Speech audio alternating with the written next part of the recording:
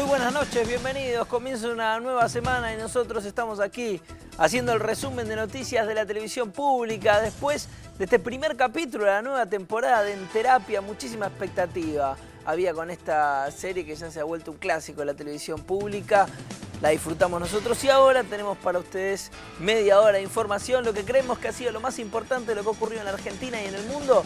Te lo vamos a contar acá, como hacemos todos los días. Y en materia de deportes, este programa tiene una especialista, es Gabriela Previtera. Muy buenas noches, Gaby. Muy buenas noches, Pablo. Se ha cerrado una nueva fecha aquí en el fútbol argentino y en minutos más repasamos cómo terminó la jornada número 2. Y cada lunes este programa tiene un especialista en política internacional, un analista de lo que sucede en el mundo y en la Argentina, cómo nos vinculamos con esa realidad. Es el señor José Nathanson. ¿Qué tal, Pablo? Buenas noches. Vamos a hablar hoy de dos elecciones que se van a disputar el domingo que viene y que están siendo más competitivas de lo que se preveía. Las elecciones en Uruguay y en Brasil en un ratito. Comenzamos nosotros ya con toda la información. Lo primero tiene que ver con Luciano Arruga. Ustedes saben, finalmente apareció el cuerpo de Luciano Arruga en medio de una situación muy irregular. La familia sigue reclamando justicia. Dicen que no van a tener que responder solo los 8 policías involucrados, que también quieren respuestas de los médicos, de los funcionarios del SAME, quieren respuestas del gobierno de la ciudad, del gobierno de la provincia de Buenos Aires. Vamos a ver la nota. Luego de 6 años de búsqueda y a partir del hallazgo del cuerpo de Luciano Arruga, quien apareciera enterrado como NN en el cementerio de la Chacarita, quedaron expuestas todas las irregularidades que rodearon al caso. Acá hubo una cadena de encubrimientos, nosotros seguimos denunciando la violencia institucional por parte de la policía bonaerense, como se lo dije a tu compañero, nosotros empezamos denunciando que Luciano le ofrecieron salir a robar para la policía, que ante su negativa sufrió acoso, violencia, amenazas de muerte. El 31 de enero mi hermano estuvo detenido en el destacamento de Loma del Mirador, así lo indica un peritaje que se hizo. Entonces, acá existe violencia institucional, lo único que hay que hacer es determinar cómo llega Luciano a este lugar previo a estar detenido en este lugar. Esto tiene que ver con una política de Estado, acá no se puede reducir a la provincia o a la ciudad. Esto tiene que ver con una lógica sistemática en todo nuestro país. La vida de los pibes pobres no vale nada. El caso de Luciano Arruga, desaparecido aquel 31 de enero del año 2009, se convirtió en una larga historia de dilaciones y demoras. Los datos mal entramados en el manejo de las morgues de los hospitales porteños decidieron a los abogados y familiares del joven a reclamar la creación de un registro nacional de personas NN. Lo venimos sosteniendo en todos los ámbitos, no en el Poder Judicial porque no es el ámbito, hemos ido al Poder Legislativo. Les hemos dicho a los diputados en su oportunidad, hemos ido a la Secretaría de Derechos Humanos de la provincia cuando la primera vez fuimos por el caso de Arruga, después fuimos a los organismos de Nación también a invocar que era necesario, porque nosotros lo que sostenemos es que esto da lugar a un montón de irregularidades. Y sustancialmente es una vergüenza que una familia tenga que estar 5 años y 8 meses buscando una persona que ya estaba enterrada. 5 años y 8 meses, aparece un cuerpo, nosotros no podemos decir otra cosa que vamos a seguir sospechando y vamos a investigar hasta las últimas consecuencias qué es lo que ha pasado con Luciano Arruga. Está clarísimo, admirable realmente lo que ha hecho la lucha que ha llevado la familia hasta este momento y todavía hoy, después de esta noticia, la escuchábamos ahí a la hermana de Luciano dejando en claro esto, ¿no? Dice, no queremos reduccionismos, acá hay un Estado que no está presente, un Estado al que no le importan los chicos pobres, un Estado que no mira para ese lado. Bueno, clarísimo, ojalá que pronto haya justicia. Cambiamos de tema, se cumplieron 4 años de la muerte de Mariano Ferreira. Hoy se colocó una placa en el lugar donde fue baleado por una patota en ese momento de la Unión Ferroviaria, en ese momento conducida por Pedraza. El militante del Partido Obrero fue asesinado el 20 de octubre del año 2010 por una patota que respondía al entonces secretario general de la Unión Ferroviaria, José Pedraza, quien pretendía silenciar una protesta de trabajadores tercerizados de la ex línea Roca que reclamaban ser incorporados a planta permanente. La justicia condenó en abril del año pasado a 15 años de prisión a Pedraza y Fernández como instigadores, en tanto que Favale y Sánchez fueron encontrados culpables de la autoría material de la muerte de Ferreira y recibieron una pena de 18 años. Durante el proceso, se comprobó además la complicidad policial en el hecho y por ello, los comisarios de la Policía Federal Luis Mancilla y Jorge Ferreira recibieron 10 años. Este lunes, la legislatura porteña colocó una placa conmemorativa en la intersección de las calles Pedro de Luján y Perdriel, en Barracas, donde fue asesinado. Mariano era alguien que quería transformar su sociedad como lo quieren hacer todos los militantes, así que aquí se reunió prácticamente todo el arco político para recordar a alguien lleno de ideales y que, bueno, de manera impune fue llegada su vida y por suerte hoy podemos decir que la justicia en este caso avanzó, no solamente encontrando a los autores materiales, sino también, y esto es lo fundamental, encontrando a los autores intelectuales. Una jornada de memoria no puede ser simplemente poner el nombre a la calle, como va a ser hoy en Avellaneda a las 5:30, tampoco puede ser poner una placa nada más, sino que tiene que tener también, me parece, esta característica de poder reflexionar sobre algunas de las cuestiones que han sucedido en estos 4 años, que siguen sucediendo, y que la figura de Mariano, más allá de la representación partidaria y las diferentes apropiaciones de la imagen, tiene que servir para pensar hacia el futuro, que siempre, que a partir del caso de Mariano, se han visibilizado de manera notable. Tenemos más información en este picado de noticias.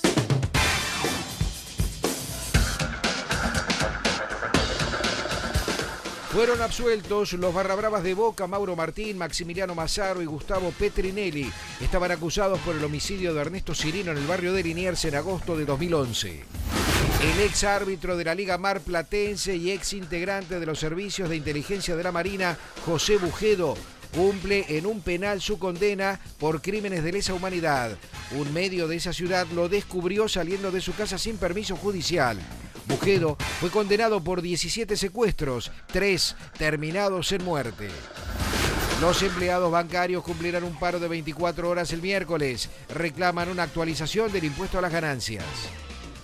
Fue rechazado por inadmisible un recurso extraordinario de la directora de Clarín, Ernestina Herrera de Noble, que pidió su sobreseimiento en la causa donde se la investiga por la adopción de Felipe y Marcela Noble Herrera.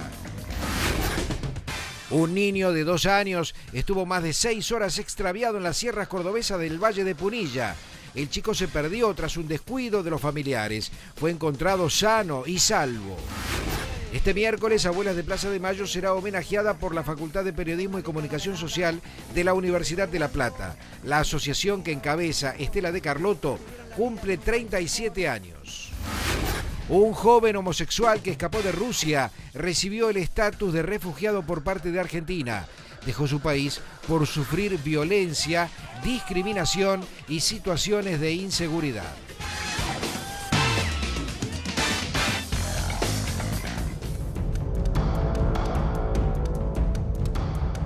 El auto de alta gama negro, totalmente blindado y con vidrios polarizados perteneciente al empresario Damián Stefanini, desaparecido desde el viernes, fue encontrado en la localidad de Florida, partido de Vicente López, a escasos metros de la oficina de su contador.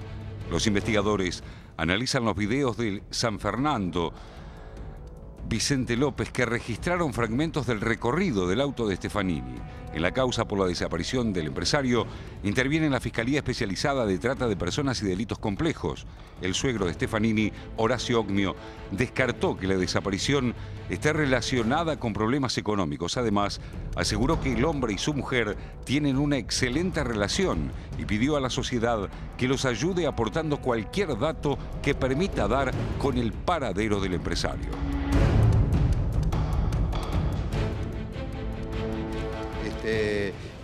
Ustedes tienen que imaginarse que tengo una hija destrozada, una nieta de 6 meses, ayer fue el Día de la Madre, hemos sufrido un Día de la Madre, su primer Día de la Madre sin su papá, la madre que estaba afuera, la madre de Damián tuvo que venir de urgencia, estamos en una situación de límites, la verdad es una situación muy difícil.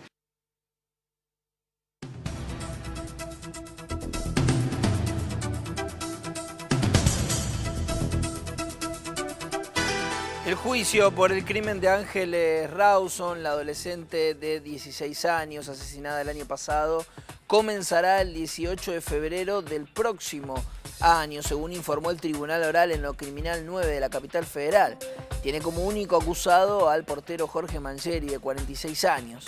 La Fiscalía acusará a Mangieri por abuso sexual seguido de muerte y la querella, encabezada por el abogado Pablo Lanuse, por tentativa de abuso sexual, homicidio, crímenes causa y femicidio, tal como caratuló el juez de instrucción de la causa, Javier Ríos, antes de elevar la causa a juicio oral.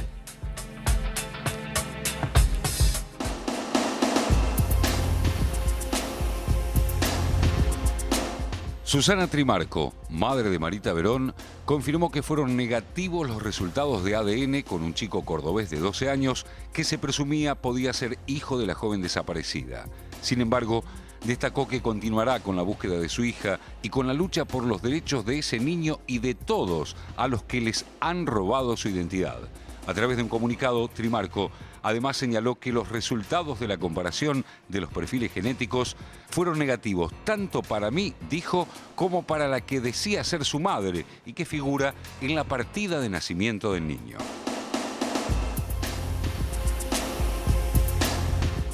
Y es el momento en este programa de José Nathanson. José, ya te dimos la bienvenida. Se vienen unas elecciones muy importantes para la región. Sí, hay elecciones, Pablo. El domingo que viene vamos a ver cómo se disputa la segunda vuelta de las elecciones en Brasil y la primera vuelta de las elecciones en Uruguay. Digo primera vuelta porque en Uruguay seguramente, empecemos por Uruguay, en Uruguay seguramente habrá balotaje. Son las elecciones más competitivas desde los últimos 10 años, desde que Tabaré Vázquez llegó al gobierno por lo menos. Ahí lo estamos viendo a Tabaré, que es el candidato del Frente Amplio y que sigue siendo el favorito, lleva 43 puntos, le asignan las encuestas contra alrededor de 30 de este muchacho con mate bajo el brazo que estamos viendo, que se llama Luis Lacalle Pou. Es el hijo de un expresidente uruguayo, de Luis Lacalle, el presidente que hizo la reforma neoliberal en Uruguay en los 90. Tiene apenas 42 años, sorprendió ganando la interna del Partido Blanco y ahora está con ciertas chances de imponerse en una segunda vuelta en Uruguay. Todavía las encuestas no son concluyentes al respecto. Tabaré va a ganar, lo más probable, esto dicen las encuestas, es que Tabaré gane sin problemas la primera vuelta, pero en la segunda podría complicarse. Algunas encuestas dicen que Tabaré gana por poquito, otras dicen que quien podría imponerse en la segunda vuelta en Uruguay es Lacalle Pou. Hay un par de explicaciones que podemos dar rápidamente. ¿Cuáles son? Me Sí, intriga es curioso porque la verdad que Uruguay mejoró mucho su situación desde que el Frente Amplio llegó al gobierno en el 2007, la pobreza, el desempleo, todos los indicadores sociales mejoraron, el país creció, no es un país estancado, no hay inflación, son pocas las cosas que uno podría objetar desde este punto de vista. Ahora sí es cierto que en Uruguay, desde que Tabaré Vázquez llegó al gobierno en 2005, hay una especie de repetición de nombres, las tres grandes figuras del Frente Amplio, que son Tabaré, Mujica y Danilo Astori, que fue primero ministro de Economía y ahora es vicepresidente, se vienen repitiendo. Hay una cuestión de edad también, vos sabés que Tabaré tiene 74 años, Pepe Mujica tiene 79 y hay, se percibe, dicen algunos analistas, una especie de voluntad de cambio en algún sector de las clases medias y de los sectores más acomodados y no solo de diferentes ciudades del Uruguay, y esto es lo que podría estar impulsando el ascenso de este candidato joven que se llama Luis Lacalle Pou y que es el hijo, una especie de entre un Massa y un Macri a lo uruguayo, digamos, ¿no? Claro. Lo cual siempre tiene un condimento particular. Esta es una de las elecciones, Pablo, que se van a disputar el domingo. Las otras son las elecciones en Brasil, la segunda vuelta de las elecciones en Brasil. Hoy se conoció una encuesta de Datafolha, una de las encuestadoras más importantes de Brasil, que le asigna por primera vez una ventaja de 1,5 puntos a Dilma Rousseff para el balotaje del domingo. Hasta ahora las encuestas decían está dentro del error técnico. Claro, está dentro del error técnico y si uno considera las encuestas de la primera vuelta, que le erraron por mucho, digamos, tampoco es que hay que confiar mucho. Pero bueno, eso es lo que dicen las encuestas, que Dilma está acortando o incluso superando a Aécio Neves, el principal candidato a las elecciones de Brasil, y como una especie de análisis general que se puede plantear en los dos casos, en el caso de Brasil y en el caso de Uruguay. Ya estamos viendo imágenes del debate. El debate de la semana pasada fue un debate muy cruento, muy agresivo, sobre todo para los estándares de la política brasilera, que es una política que siempre se mueve por unos andariveles más civilizados que la política de otros países, entre ellos la nuestra. Fue un debate, la verdad, muy agresivo, en el cual se tiraron de todo, acusaciones de corrupción cruzadas. Dilma lo acusó a Ezio Neves de negarse a hacer el test de alcoholemia cuando lo pararon hace unos años con el auto. Él la acusó a ella de un escándalo de corrupción que estalló alrededor de Petrobras. O sea, un debate muy duro y muy radicalizado.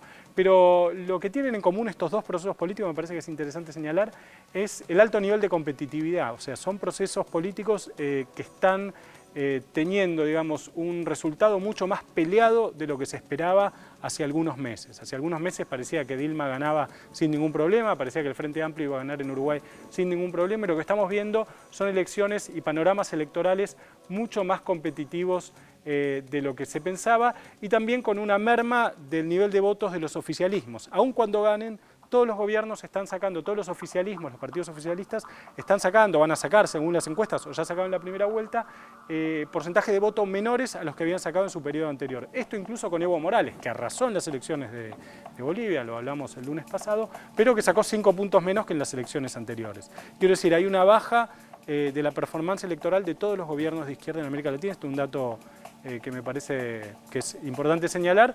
Y vamos a ver una última cuestión que me parece que es interesante. Se preguntó en realidad la encuestadora Ibarómetro, ¿qué pasaría si Dilma Rousseff y Aécio Neves compitieran en Argentina en lugar de Brasil? Y ahí tenés la intención de voto y las preferencias de los argentinos respecto de las elecciones en Brasil. ¿Quién preferiría que gane las próximas elecciones en Brasil? Los argentinos dicen que es mejor que gane Dilma Rousseff, 51,5%. Vamos a ver la siguiente placa, en donde muestra algo así como el interés que generan las elecciones en Brasil en Argentina. El 40% de la población argentina aproximadamente dice que le interesa mucho o bastante las elecciones en Brasil, y el 50%, que es la segunda placa, sumando las dos variables, dice que le interesa mucho o bastante, que va a tener mucho o bastante impacto las elecciones de Brasil en Argentina. Esto revela, me parece a mí, este es el último dato importante, me parece, revela un interés por las elecciones en los países de la región que tal vez hace 10 o 15 años no había, y que tiene que ver con los procesos de integración regional, con los acercamientos entre los gobiernos y también con que nos estamos conociendo más con los países vecinos. Sin duda, yo también creo, me permito pensar que también el triunfo de Dilma, digamos, en esta encuesta tiene que ver con el conocimiento público. También, seguramente. Probablemente muchos de los encuestados nunca habían escuchado nombrar a ninguno de los otros candidatos. Pero sí es muy interesante que se proclamen interesados en la elección. Sí, seguramente si esta misma dato es relevante, si esta misma encuesta se hubiera hecho hace 15 o 20 años, el porcentaje hubiera sido mucho menor. Claro, sin duda. Muchísimas gracias. Gracias, Pablo. José. Avanzamos nosotros con la información. La Organización Mundial de la Salud declaró a Nigeria como país libre de ébola. Con una población superior a los 170 millones, el país africano logró controlar el virus y tras permanecer 42 días sin que se presenten infectados, logra el estatus de libre de ébola por la Organización Mundial de la Salud. Nigeria es tomado como un ejemplo de la eficiente tarea preventiva y el control sobre todas las personas que tuvieron contacto con un paciente infectado del virus. Esta es una historia de éxito espectacular que demuestra al mundo que el ébola puede contenerse. Pero tenemos que ser claros porque solo ganamos una batalla. La guerra solo terminará cuando África Occidental también sea declarada libre de ébola.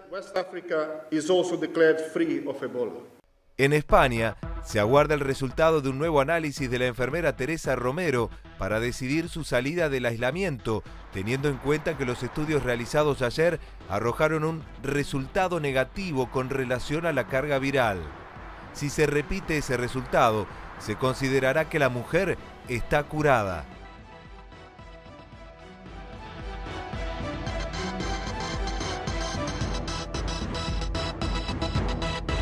En tanto, esta situación pone al desnudo las apetencias de los grandes monopolios farmacéuticos y del Pentágono.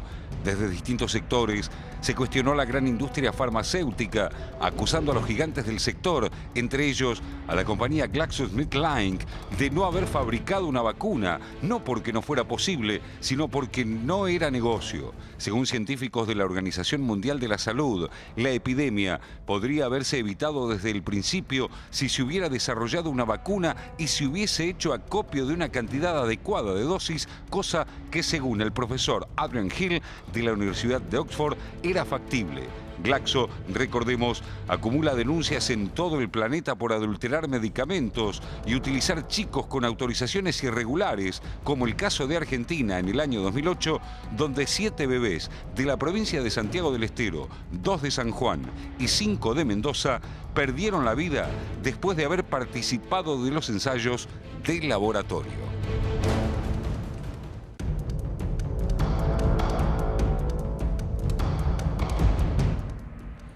Cambiamos completamente el eje de la información. Se realizó el fin de semana el Festival de Cine de las Tres Fronteras. Allí fue Gaby Radich. Presentando el Festival de Mar del Plata. Con la proyección al aire libre en el Anfiteatro Ramón Ayala de Relatos Salvajes, comenzó la primera edición del Festival Internacional de Cine de las Tres Fronteras. Será una semana con muchas obras que tienen la idea de representar lo mejor de la región, profundizar la diversidad cultural y, por supuesto, invitar a hacer nuevos espectadores y a mostrar el cine de la región y el cine latinoamericano. Y hacer un festival de cine evidentemente es un trabajo arduo, por eso digo que es un gran desafío y la verdad que llegamos a buen puerto. Van a haber películas de casi de toda Latinoamérica y fundamentalmente a mí lo que me hace muy feliz también es de hacer una mirada retrospectiva al cine de los rebeldes de los años 70 como Dennis Hopper con su Last Movie filmada en Cusco, y yo la vi filmar esa película, y un Walker de Alex Cos que fue filmada en la época de la Revolución Sandinista, digamos, esto como extremos. Pero bueno, muy contento, muy excitado y feliz de haber llegado a buen puerto, ¿no? Que me hayan elegido entre tantos compañeros como para acompañar a la criatura en estos primeros pasos me da alegría, me da orgullo. También la posibilidad que a través de, con esta excusa, poder conocer esta maravilla de las cataratas que en mis 45 años de vida no la había conocido hasta ahora. Y que los chicos la puedan ver de chiquito, que no haya tardado tanto tiempo. Y bueno, esperando que en realidad sea el primero de muchos años, ¿no? De que se establezca la costumbre de que por la zona existe este tipo de certámenes y que le da posibilidad a la gente de encontrarse con material y con historias de muchos lugares del mundo. Abrir estas fronteras para el cine y que la gente que vive en los pueblos aledaños tenga la posibilidad de venir a este festival, que es la primera vez que se hace y que se inaugura de acá en adelante.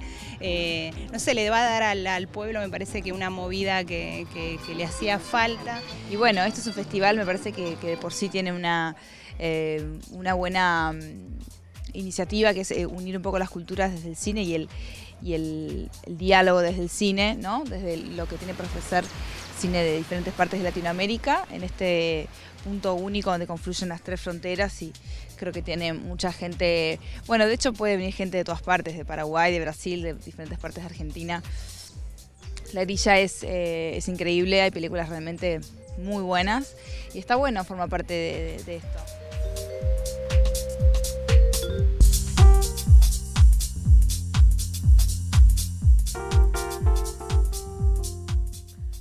Y hablando de cine, mañana a las 19 en el Gumón se expone un especial, Tramas del Plan Cóndor, hallazgos de automotores Orletti.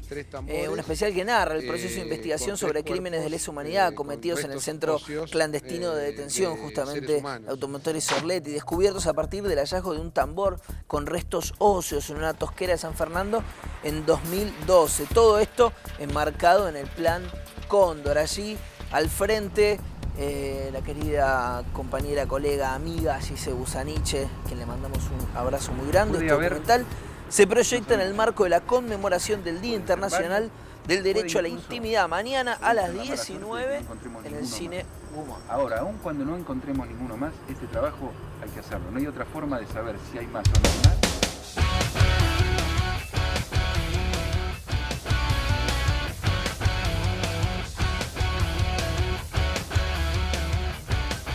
Gabriela Previtera, dígame. Te toca a vos. Bueno, tiene que ver con la provocación que ha realizado en la jornada de ayer el arquero de Belgrano frente a River. La fiscal contravencional Silvina Rivarola actuó de oficio contra Olave por sus provocaciones a los hinchas de River. ¿Qué hizo Juan Carlos Olave? Bueno, en el medio del partido, antes de que finalice la primera etapa y después en el segundo tiempo, les recordó a los hinchas millonarios, que daban, por supuesto, detrás de su arco, que habían descendido. ¿Contra qué rival? Justamente frente a Belgrano de Córdoba hace algunos años atrás, en la temporada 2010-2011. En algún momento los hinchas comenzaron a cantarle en contra a este arquero que además ha vestido los colores del conjunto millonario. Y lo que hizo Olave, con Belgrano perdiendo incluso después en el partido, primero perdió 1-0, después ya con el resultado consumado de 3-0, fíjense los gestos.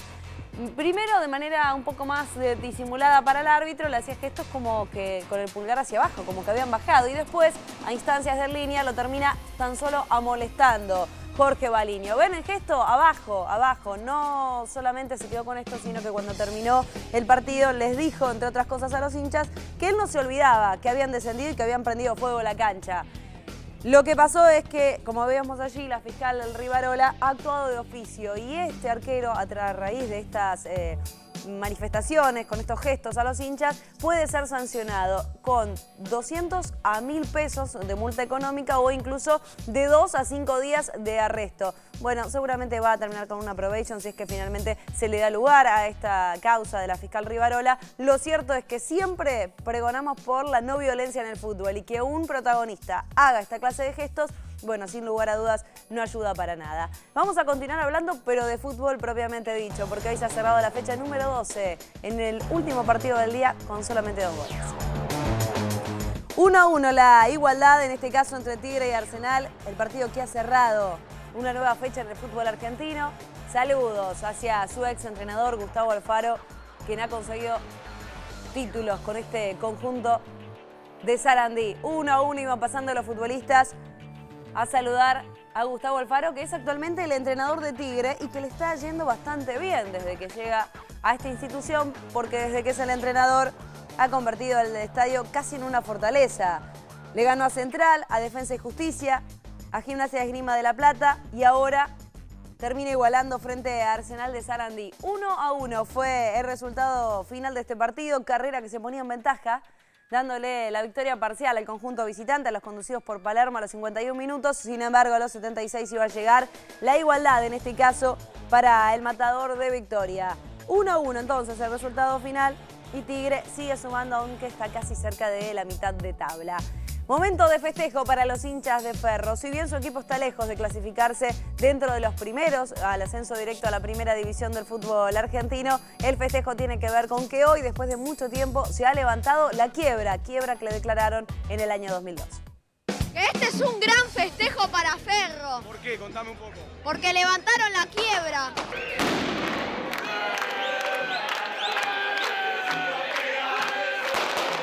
La mejor alegría que pudimos tener en 12 años.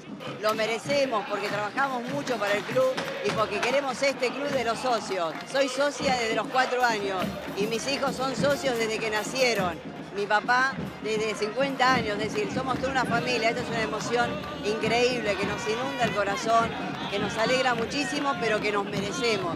Merecemos volver a tener el club que teníamos antes, nuestro. Nunca imaginamos que íbamos a poder surgir de la ceniza, ¿no? Bueno, sinceramente es el esfuerzo de muchos socios, por no decir de casi todos los socios, porque sinceramente lo que estamos buscando es esto, salir de la quiebra y la unión del club, que prácticamente está unido, salvo alguno que otro, pero ya está. La verdad, el logro es este.